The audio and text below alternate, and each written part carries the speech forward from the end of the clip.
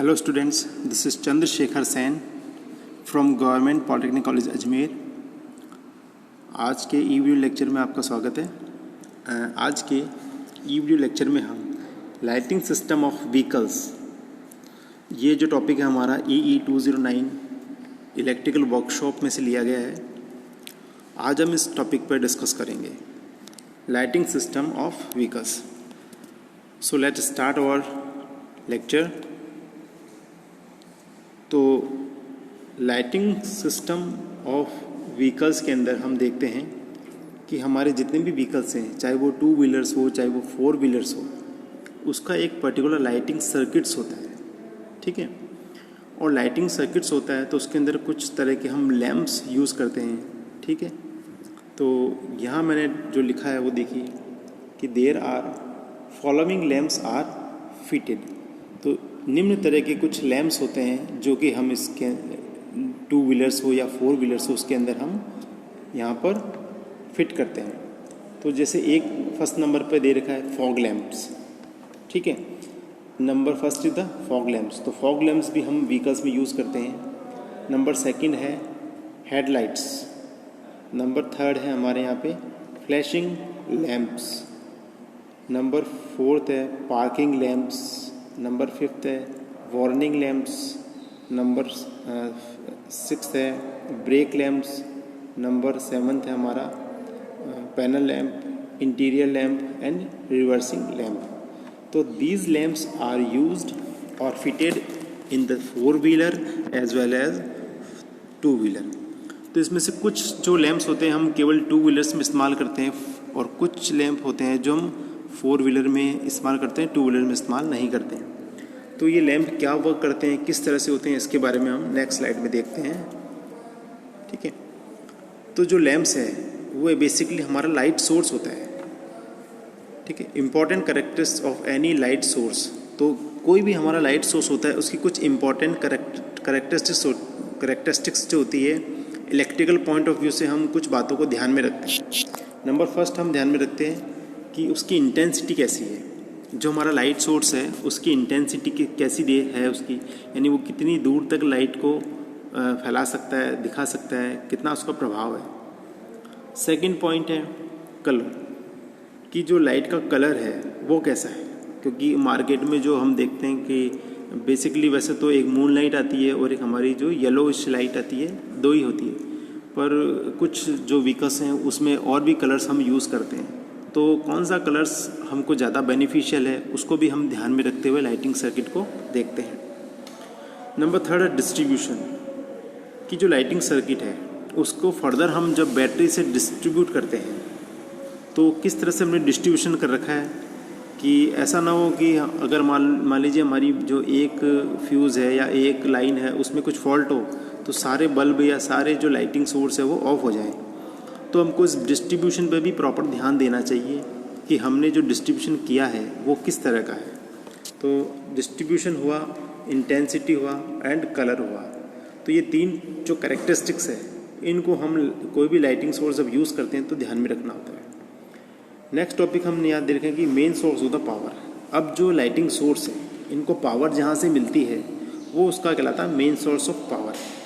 और जैसा कि हम जानते हैं हमारे पास 2 तरह की पावर ही अवेलेबल होती है, एक होती है DC और एक होती है AC। तो DC जो सप्लाई है that is a reliable supply, means DC को हम वहाँ यूज़ कर सकते हैं जहाँ हमें जो सप्लाई की बहुत अति आवश्यकता है, यानी हम उसमें मानते हैं कि किसी तरह से सप्लाई वहाँ से जा नहीं सकती है। जबकि AC में सप्लाई का कट होने का चांसेस रहता है और उस AC को हम स्टोर नहीं कर सकते हैं, DC को हम स्टोर कर सकते हैं। तो इसलिए हम जो DC के अंदर यूज़ करते हैं वो है बैटरी। तो 4 व्हीलर और 2 व्हीलर में 2 तरह की बैटरी यूज़, जैसे 2 व्हीलर में हम मानते हैं कि 12 वोल्ट DC सप्लाई के लिए बैटरी यूज़ करते हैं और 4 व्हीलर में 12 वोल्ट भी यूज़ कर सकते हैं या हम 24 वोल्ट DC भी यूज़ कर सकते हैं अगर हमारा हैवी व्हीकल है तो, ठीक है। तो ये जो 2 रेटिंग दे रखी बैटरी की, हम ये बैटरी यूज़ करते हैं। बैटरी बेसिकली जो मोस्ट ज़्यादा प्रचलित में है वो है लेड एसिड बैटरी, ठीक है। इसके बारे में हम किसी दूसरे सब्जेक्ट में पढ़ चुके हैं कि लेड एसिड बैटरी क्या होती है। तो बेसिकली ये सेकेंडरी बैटरी होती है सेकेंडरी बैटरी का मतलब है कि हम इसको चार्ज कर सकते हैं, देन इसका यूज़ करके इसको डिस्चार्ज जब ये हो जाएगी तो इसको वापस से रिचार्ज कर सकते हैं। तो ये जो चार्जिंग और रिचार्जिंग का जो प्रोसेस है, रिवर्सल प्रोसेस से हम कहते हैं, ये प्रोसेस इस बैटरी में हम अप्लाई कर सकते हैं। तो इस वजह से ये बैटरी जो हमें सालों साल हमें हम इसको यूज़ कर सकते हैं, ठीक है। और समय समय पर इसकी मेंटेनेंस करके, इसकी देखभाल करके हम इसकी लाइफ को भी आगे इंक्रीज़ कर सकते हैं। तो इस तरह से जो लाइट का मेन पावर का मेन सोर्स होता है वो होता है हमारा बैटरी। नंबर सेकंड है डायनामो और जनरेटर, ठीक है। बैटरी हमारा एक स्टेबल पावर सोर्स है, यानी कि बैटरी के अंदर हमको कोई रनिंग पार्ट नहीं होता है, केवल केमिकल एक्शन को ये इलेक्ट्रिकल एनर्जी में कन्वर्ट करती है। तो हम इसमें केमिकल या जो भी इंसर्ट करते हैं उसके बाद ये हमको आउटपुट में इलेक्ट्रिकल देती है। नंबर सेकंड जो है डायनामो और जनरेटर। जैसा कि आप जानते हैं ये डायनामो और जनरेटर क्या होता है कि जब किसी मैग्नेटिक फील्ड में किसी कंडक्टर को घुमाया जाता है, मूव किया जाता है, तो उसके जो एंड्स हैं उस पर ईएमएफ इंड्यूस होता है due to the Faraday law, ठीक है।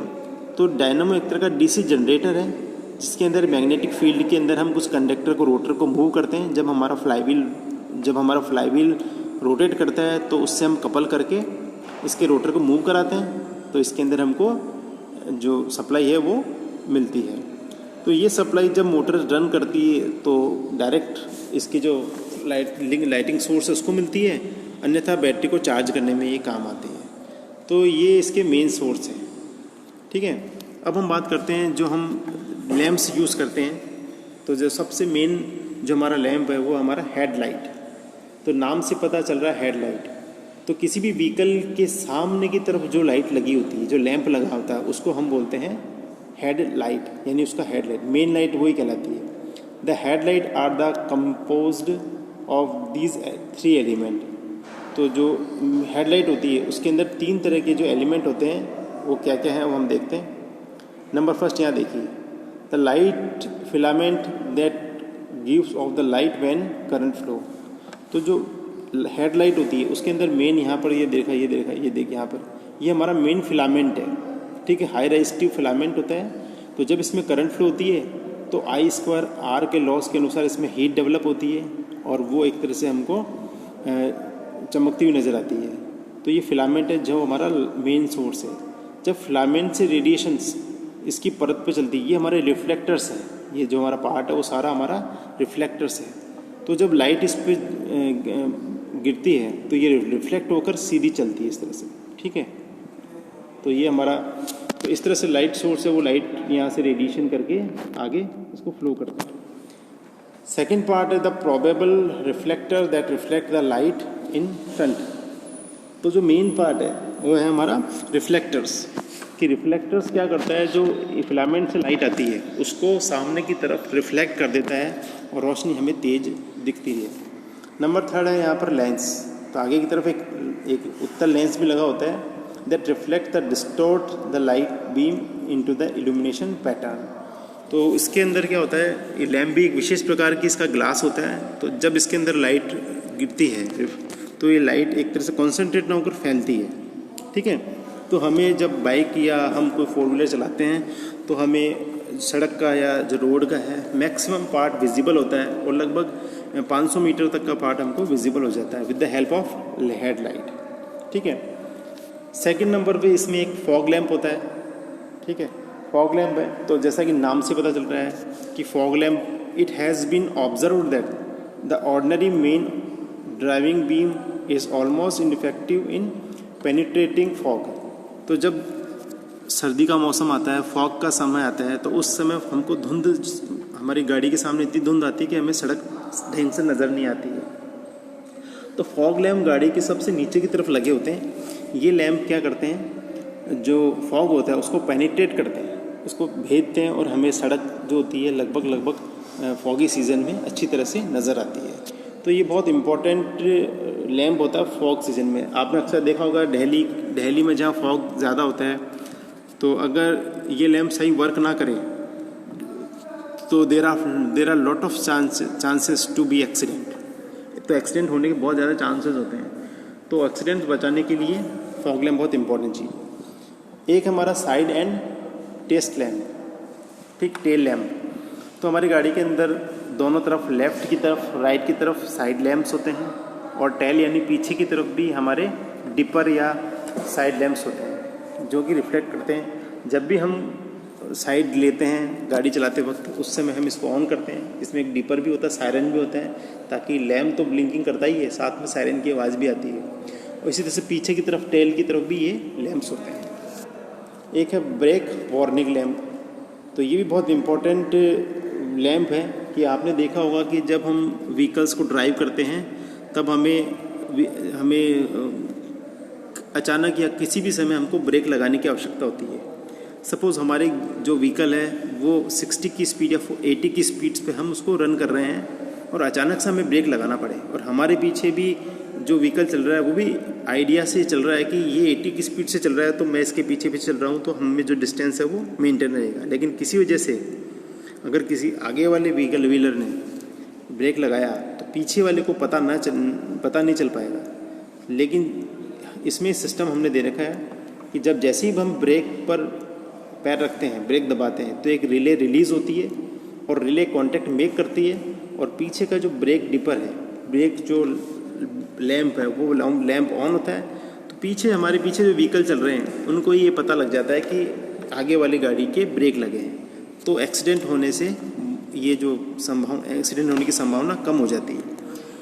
तो इस तरह से ये लैंप है जो हमारी कुछ हेल्प करते हैं। और दे रखा है जैसे इंस्ट्रूमेंट और इंडिकेटर लाइट्स। तो हमारे व्हीकल्स के अंदर बहुत सारे इंस्ट्रूमेंट्स होते हैं, बहुत सारे इंडिकेटर्स होते हैं कि जिनके ऑन होने की भी जानकारी हमें होनी चाहिए। जैसे सबसे इम्पॉर्टेंट आप ले लो कि ये जो लैंप्स होते हैं वैसे स्क्रू टाइप के छोटे लैंप होते हैं, बहुत ही, ये 2 वाट के या 3 वाट की रेटिंग के, यहाँ लिख रखा है मैंने, 2 वाट और 3 वाट रेटिंग के लैंप होते हैं। जैसे the light used for low oil pressure indicator, कि अगर हमारी गाड़ी में मान लीजिए ऑयल का जो लेवल कम हो गया है तो इसकी जानकारी हमें ये दे देते हैं। कुछ होते हैं बैटरी डिस्चार्ज, कि हमारी बैटरी चार्ज है, डिस्चार्ज है, उस पर कितना वोल्टेज है उसकी जानकारी हमें देते हैं, तो हम फर्दर किसी बड़े डैमेज से बच सकते हैं। हेडलाइट अपर बीम, कि जैसे हेडलाइट्स है, हमारी हेडलाइट्स का लोअर बीम ऑन है या अपर बीम ऑन है, इसकी जानकारी भी हमें यहाँ से मिलती है। हमारे साइड लैंप्स हैं, डायरेक्शंस इंडिकेटर है, ये हमारे ऑन है या ऑफ, इसकी जानकारी हमें इनसे मिलती है। तो इस तरह से बहुत सारे लैंप्स हैं जो हमारी मदद करते हैं। एक है हमारा नेक्स्ट है हमारा इग्निशन वार्निंग लाइट।